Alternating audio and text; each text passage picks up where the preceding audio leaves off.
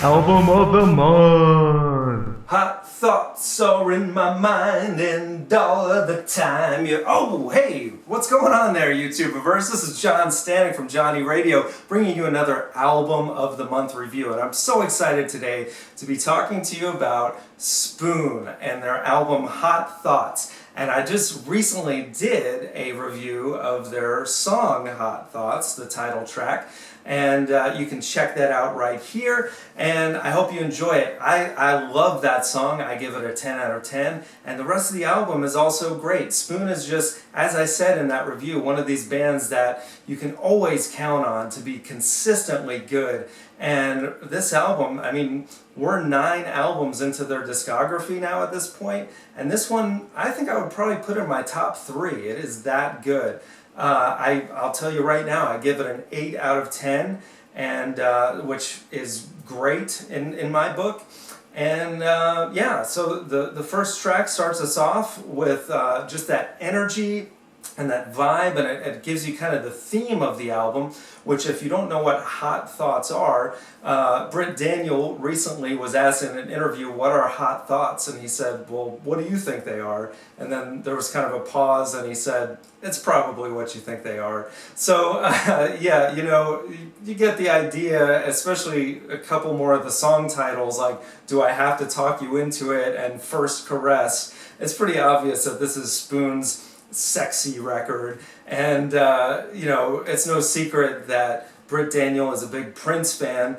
Does this sound like Prince music? Absolutely not. It doesn't sound like Marvin Gaye's Let's Get It On either. It sounds like Spoon at the top of their game, doing what they do best and adding different elements to it, and I just love it. I think you know, naturally, for an album or a band that's been around as long as they have, it's easy to go back and find things that sound similar to other records, like the song Can I Sit Next to You, which I think is one of the strongest on this album. It has a similar groove to I Turn My Camera On from Gimme Fiction. In this case, I think Can I Sit Next to You is the stronger, if I had to compare those two. It goes in different territories musically. The chorus has this synth lead that doubles, and then it kind of like bends up and down. It's really cool, and lyrically it just goes in different directions, has more mystery to it. I think it's the stronger of those songs, and definitely one of my favorite on this record. Elsewhere, you have on the song Do I Have to Talk You Into It, it shares the similar riff of The Beast and Dragon Adored from Gimme Fiction. And in this case, I think Beast and Dragon Adored is definitely the stronger of the two for similar reasons. It has that more mystery and more going on musically. Do I Have to Talk You Into It is cool, but it's a little more simplistic, even though it goes into kind of almost more like a bluesy thing that's going on. So they do add different elements, and of course it's easy to just nitpick and compare when a band's been around this long, but you know, I really can't complain.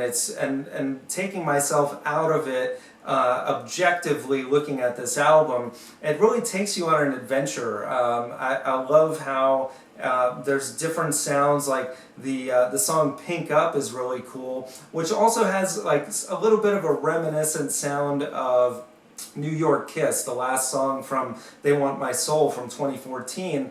But I love how they really focus on like the vibraphone as the main instrument, that arpeggiated thing, and the shakers. It just has this really cool vibe, and then it has these like reverse vocals toward the end, this weird Beatlesque thing.